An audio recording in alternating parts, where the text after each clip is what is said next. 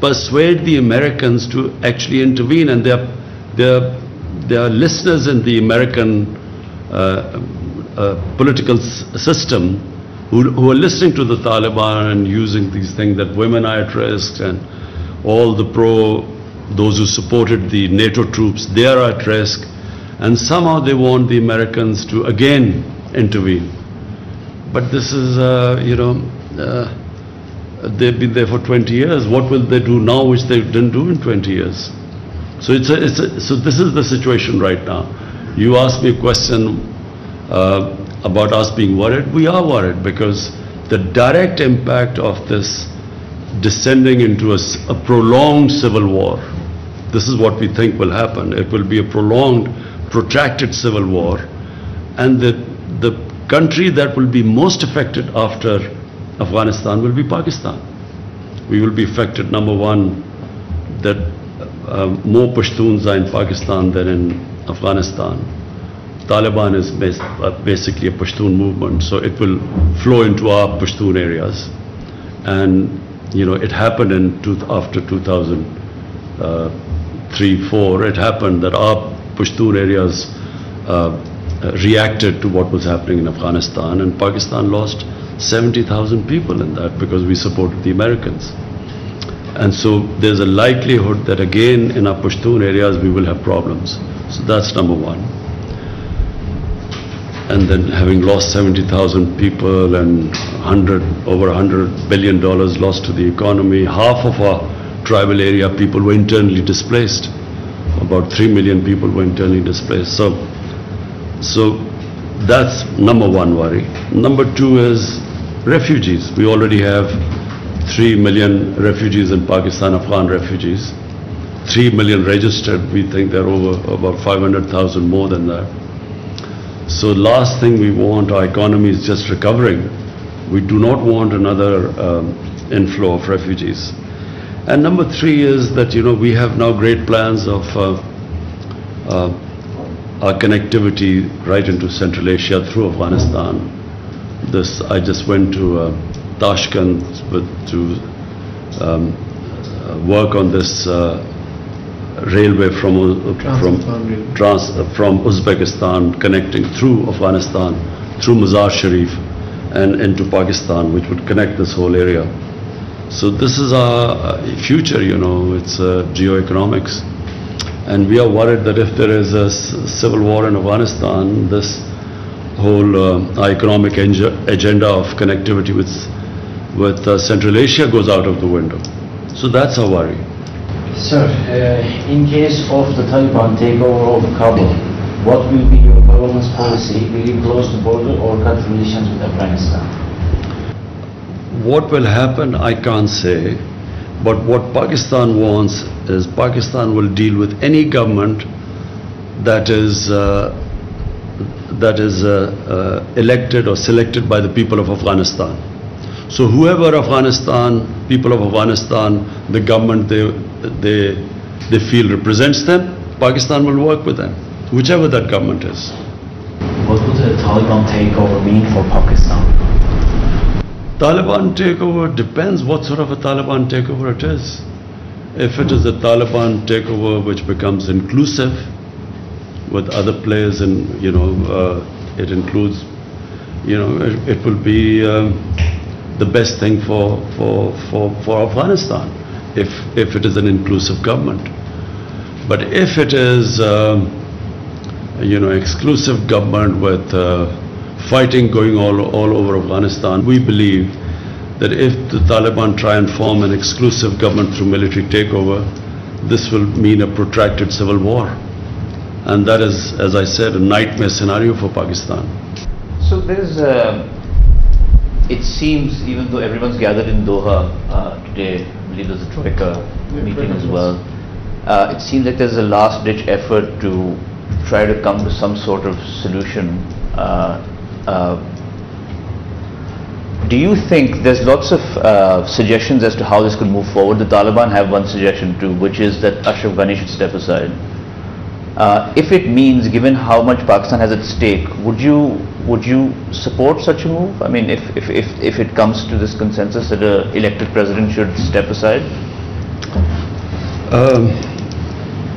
Number one, at the moment, the top priority should be a ceasefire, because obviously civilians are affected, and civilians will get more and more affected as this fighting rages and gets into the main cities.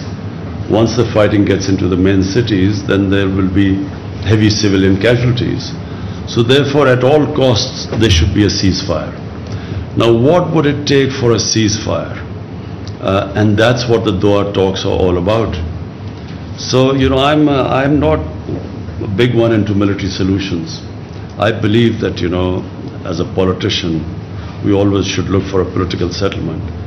Now, you know, let's hope that there is some sort of a political settlement, but that will only happen if Taliban realize that they cannot take over the whole of Afghanistan through military means, and the government side realizes that they do have to give to come to this ceasefire, so they will also have to make compromises. So that's really what these talks are all about. Can they meet on a middle ground? Now, whatever that middle ground is, I guess the talks will decide.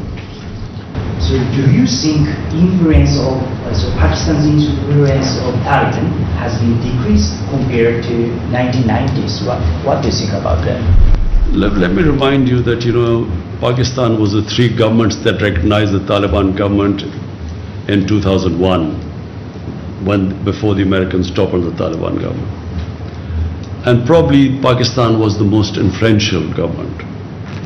Despite that, when Pakistan wanted, on behest of the Americans, for Afghan government, for Taliban to hand over Osama bin Laden to the Americans, the Taliban refused. So even then, the influence of Pakistan was not all-encompassing. But let me just say one thing. As a student of history, and especially of Afghan history, anyone who thinks that Afghanistan can be controlled from outside does not understand the character of the Afghan people. Throughout their history, they have never accepted outside control. Take the first, the three of the British-Afghan wars, which happened. There were three. Then the Russians. It was everyone knows the Russian history, and now this recent 20-year-old American misadventure. So if you look at all of them, one thing comes out, that the Afghan people of Afghanistan they cannot be made puppets. If I was the Pakistani policymaker in the 90s, I would not have encouraged this idea of strategic depth, which Pakistan policy was at the time. Very understandable, because the 7 times size of Pakistan is India, a hostile eastern neighbor. And the Pakistani security setup was always worried about Pakistan facing two fronts, east and west hostilities. So therefore there was always an attempt to have a pro-Pakistan government in Afghanistan. But in my opinion, whichever government comes into power in Afghanistan would have to work with Pakistan. And Pakistan should work with any government that comes, which is selected by people of Afghanistan. Rather than trying to influence governments in Afghanistan, if you look back at the history, it does not work. The Afghan people do not accept it. So even now, when we talk about if the Taliban takeover takes place, will it be a pro-Pakistan government? Whichever government comes into Afghanistan, it will, if it is ever perceived to be controlled from outside, it loses credibility within Afghanistan. People of Afghanistan will only back a government that represents their people and stands for their interests. So therefore, my policy, ever since my government has come into power, we have reached out to all the Afghan factions, to the Northern Alliance, to who were perceived to be anti-Pakistan. Hamid Karzai I've talked to, Abdullah I invited, I talked to them. All of them we try to convince that, look, we now have no favorites in Afghanistan. Whichever government comes into power, Pakistan will work with them. the view, we talked about this week, the view in the West and also in Afghanistan, that once the Taliban take over in Afghanistan, Pakistan would have achieved its final goal. Is that a misconception? You see, again I repeat, if the Taliban take over, because Afghanistan is ethnically divided population. Pashtun are only about 45% of the population.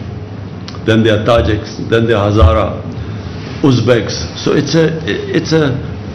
Afghanistan, the reason it has been a decentralized government is because of the different population mix. So therefore, if one population tries to impose itself on the rest, one ethnic group, there will be a constant, unrest in Afghanistan. And that is not what Pakistan wants, which is why we want an exclusive government. Because if there is unrest, Pakistan will be affected because, as I said, we have a larger Pashtun population here than in Afghanistan. And Pashtun are probably the most xenophobic people on earth. They fight each other normally, but when there is an outside thing, they all get together. And so it affects. So Pakistan got sucked into Afghanistan after 2001 when we, when we sided with the American supposedly war on terror, but this converted into something else, and we had a civil war in our tribal areas. And that was the main reason. We had two reasons why Pakistan lost 70,000 people by joining the Americans. Number one, the old jihadi organizations which were created to fight jihad against the Soviets, they all turned against Pakistan because Pakistan suddenly was telling them that against Soviet occupation it was jihad, but against American occupation it's terrorism. So they turned against Pakistan. And then second was in the tribal areas, there was literally a civil war against Pakistan because we were pro-American. Basically all the sympathies were with Pashtuns, not Taliban, with the Pashtuns. And they turned against there was as I said, half the population was internally displaced of the tribal areas, which still is recovering from the devastation. Hence, it's in Pakistan's interest that there is a political settlement and all factions come, a government that represents everyone. Reportedly, U.S. fighter jets are coming from Qatar to Afghanistan through Pakistan's airspace. So is it true? And is there any agreement with the United States? We have made it very clear that Pakistan is not, first of all, our soil will not be used to be, so that we get again embroiled in an Afghanistan civil war. So we do not want any bases in Pakistan. We don't want our soil to be used for attacks into Afghanistan.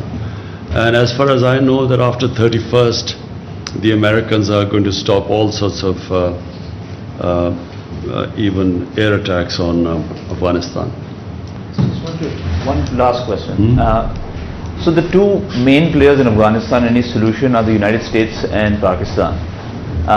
The heads of the two governments have not spoken yet. I want to know the state of relations between your government and President Joe Biden's government on Afghanistan, and moving forward, do you think that Pakistan is going to be scapegoated? And what is Pakistan's strategy when it says we have other options? The NSA had also said expanded. Let me say three things. Number one, Pakistan has already been being made a scapegoat by Afghan government, and the Afghan government is doing so because it is blaming Pakistan for all the misgovernments and the kleptocratic government that Afghanistan has been. I mean, clearly 70,000 Taliban should not be sort of dominating a 300,000 well-equipped with air cover Afghan unless the population is helping the Taliban. It cannot happen otherwise. So rather than looking at the reasons why they have not been able to provide the governance that was required for winning over the population, and secondly, the whole hasty way that the Americans have certainly left. The Americans, if you wanted a political settlement, common sense is that you do the political settlement from a position of strength. So when you have 150,000 NATO troops there, that was the time to do a political settlement. People like me were all the time saying that, there's no military solutions to do a political settlement. I was called anti-American. I was called Taliban Khan because of that. And people like us were sort of sidelined for even talking about a political settlement. So having not done a political settlement from a position of strength, now blaming Pakistan when you have, when there's no leverage left, when the Taliban think they're winning, for the Afghan government, mind you, first time I'm seeing that the Afghan government are now blaming the Americans the way they exited. So they too are now blaming the Americans. So finally, and the other thing about, I keep having the President Biden hasn't called me. Well, it's his option if he wants to call or not. It is business if he thinks it's necessary or not. I mean, not that I am waiting for any phone call. It's his prerogative. These are friends are visiting from Delhi, so I just thought maybe we can have a difference of strategy in Delhi and Pakistan on Corona also. The way we fought is totally different. Can I ask one last question towards Afghanistan? You're a close ally to China. What would you see the future role of China in Afghanistan?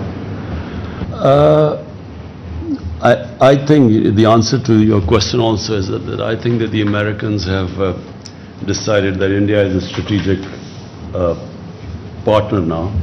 And I think that's why there's a different way of treating Pakistan now. And also they feel that we're very close to China and then they want to sideline China. So I think in the broader strategic policy of the US, I think that's what is reflected in the way they have dealt with Pakistan. Pakistan is just considered only to be useful in the context of somehow settling this mess which has been left behind after 20 years of trying to find a military solution when there was not one. I feel that China is an emerging superpower and China is, for us, for Pakistan, it's very important because China has helped us in a very difficult time. So we are obviously grateful to China the way they've helped us. But it's not an exclusive thing. Even CPEC for us is we've invited all the countries, Europeans, any country can join us in this. Pakistan's main concern now is economics. Our real concentration is now to lift, we have 220 million people. My main job is to look at their well-being, lift people out of poverty. And that point of view, China has been very helpful because China has done probably in human history, no country has ever done lifting almost 700 million people out of poverty. So that's really our main, where China is helping us a lot. Will China have a role in Afghanistan? China is a neighbor. Obviously China will have a role in the rebuilding of Afghanistan. Yes, I think so. Sir, can I have just one last question? Turkish President Recep Tayyip Erdogan has proposed to involve Pakistan and Hungary to protect and run Kabul's international airport following the withdrawal of other NATO-led foreign troops. So far, no clear response has come from Pakistan. What is the Pakistan position to safeguarding the Kabul airport? I've just had a meeting with Turkey's defense minister, and we will be trying.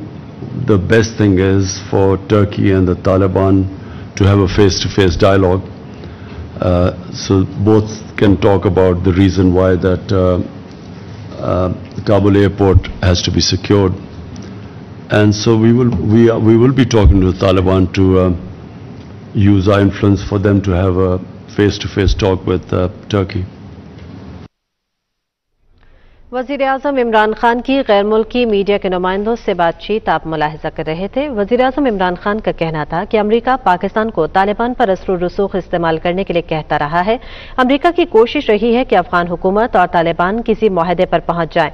Pakistan Afghanistan में किसी मखसूस group की हिमायत नहीं करता। वाज़ेह कर दिया है कि पाकिस्तान फौजी अड्डों की इजाजत नहीं देगा। इस सिविल वॉर से अफगानिस्तान के बाद जो सबसे ज्यादा मुतासिर मुल्क होगा वो पाकिस्तान होगा। पाकिस्तान टेलीविजन न्यूज से ये थे अब तक के ताज़ा तरीन।